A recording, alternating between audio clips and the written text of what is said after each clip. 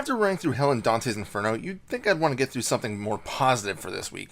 But that's not the case, as Prototype is a game where you play as a man who gets engulfed in a massive crisis and becomes some sort of evil villain. But of course, all is not as it seems, and Prototype does have an interesting story and simplistic gameplay that results in a pretty solid game that's enjoyable all the way through. You control Alex Mercer, an amnesiac. According to the opening scenes, he woke up in a morgue as some sort of plague was released in New York City.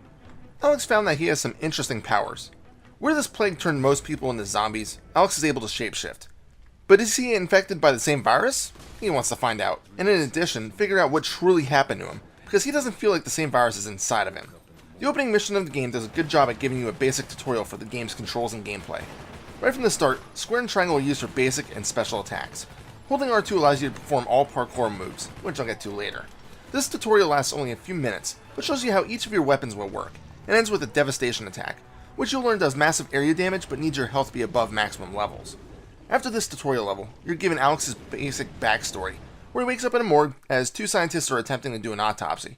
All three of them were employees of Gentech, which ends up being important to the plot as the story goes on. Alex escapes, unsure of what happened to him. He finds out that he has some superhuman powers after getting shot a number of times. From here, the game truly begins. Your goal is to find out what actually happened to Alex, and then to stop the infection from spreading too far. The game itself takes place in New York City.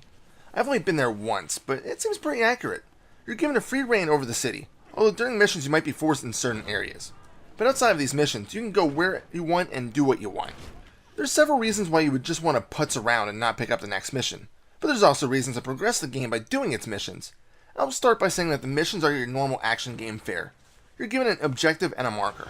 You go to the marker, complete what the game tells you, and move on. Once the mission is done, you're given evolution points and are told what the military spent trying to fight you, and the casualty counts for the military, civilians, and infected. The bottom three numbers are actual numbers, but I think the expenditure is random. Could be wrong with that. It could be the amount of collateral damage for all I know. After some missions, you're given some new abilities or powers that can be unlocked by using those evolutionary points. But it's some of the side missions that can really increase your EP values. There are two collectibles, Purple Hints and the Blue Landmark collectibles. There are 200 landmark collectibles and 50 hints. Both give EP when collected, and the more you grab, the more EP they'll award you.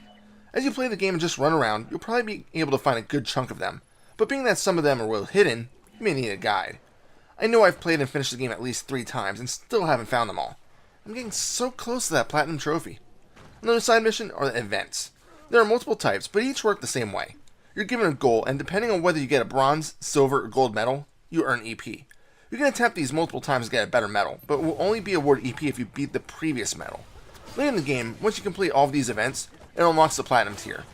You are awarded any EP for any platinums you've unknowingly obtained, and then can attempt to beat the previous scores. Some of the events are fairly simple, like jumping from a stationary point and gliding to the center of a bullseye. Some require a bit more effort, like defeating a certain number of infected or soldiers with a specific weapon.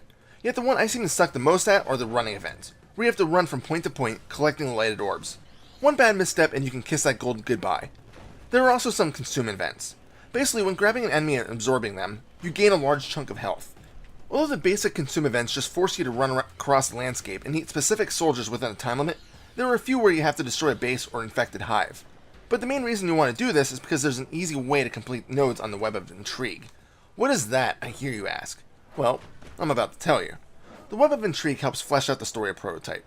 Where most of the missions will give you the basics, there's a lot of holes in the plot. And that's where the Web of Intrigue comes in. As you're playing, you'll notice that some people have a red marker over their head. Consuming these characters will give you a brief glimpse in their head and help to fill some of those plot holes. You'll probably think that things don't make much sense, but that's okay, because the web targets won't fill in the plot holes in a linear fashion. They'll jump around. You can access the web at any time to review any nodes, and it'll helpfully show you which nodes are related to each other. In addition, using the consume option helps if you're trying to navigate the world stealthily. Basically, you can assume the look of a consumed person if you wish, and then switch back to Alex's look at will. So if you eat a military commander, you can sneak into army bases. It also makes hijacking vehicles much easier because you won't be questioned. But if you do something out of the ordinary, the surrounding enemies might realize that you're not who you make yourself out to be, so they'll open up fire and possibly send a strike team to take you down. If you can manage to hide for a bit, you'll be able to switch back and regain your silent approach.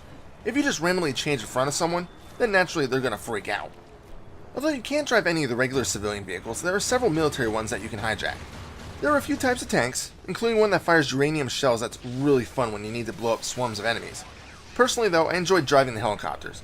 They allow you to maneuver the world much quicker than driving, and it helps to keep out harm's way. At least, until the military realizes that it's you piloting it. Depending on which vehicle you decide to take out for a spin, you'll have different weaponry available to you. You can also pick up the Army's firearms. When doing so, you'll have limited ammo, which will be shown if you lock onto your enemies for more accuracy. Little tip, always aim when firing guns. When using the right analog stick to switch targets, the game will slow down for a second to give you a chance to fire a quick shot or get your bearings. Those firearms aren't always necessary, but may help you get out of some sticky situations. While I'm talking about weapons, maybe I should talk about Alex's shape-shifting limbs. At certain points in the story, he'll learn how to shift into different weapons. From the start of the game, you just have his fists. When you consume your first infected creature in the story, you'll earn the claws, which personally was my favorite go-to. You also grab a slow but powerful hammer, great at taking down tanks, a whip which is a really good tool to latch on the helicopters to hijack them, and a blade, which is one of the best weapons to have but has an annoying pause in between combo attacks. Each weapon comes into play at different times. Since some enemies have resistances to certain types, you can simply just play around with different attack combinations to figure out what goes well against what enemy. So about that parkour. Unlike some games where there's annoying button presses, slow climbs, and the risk of dying if you fall, Prototype opts for a more basic, simpler option. Just press and hold R2. Where X is used to jump higher, you can just hold R2 to run and automatically leap over smaller objects, including cars. When you want to run up buildings, that's all you have to do. You run up it. Everything is smooth for the most part. With the only problem that you may have would be when you're trying to run up narrow objects, because it can be extremely easy just to fall off. But other than that, it's really simple to navigate the world with ease. I'm trying to think of something else to say, but I think I'm done. Prototype is overall a really fun game and should be played by anyone enjoying third-person action games. It's really got it all. Seamless navigation, optional side quests and collectibles, a few vehicles and weapons, zombies, and lots of blood and gore. It's got my recommendation. Final score? 9 out of 10. This is Reaper. Happy fragging.